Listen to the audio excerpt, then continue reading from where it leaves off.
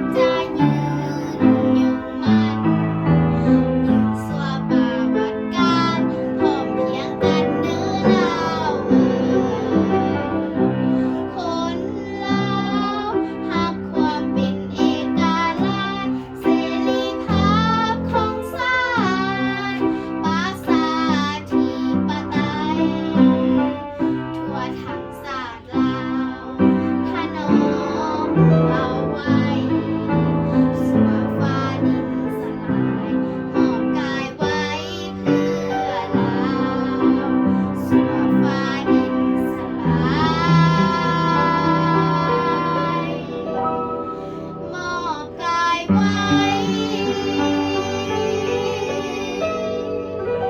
เพื่อแผ่นด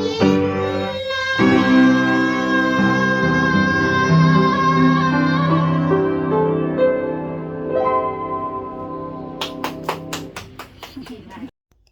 เป็นจังใดทุกคนมวนบอถ้าบ่มวนอย่าลืมตัวนิติชมให้น้องนัดเพื่อน้องนัดจะได้ปรับปรุงแก้ไข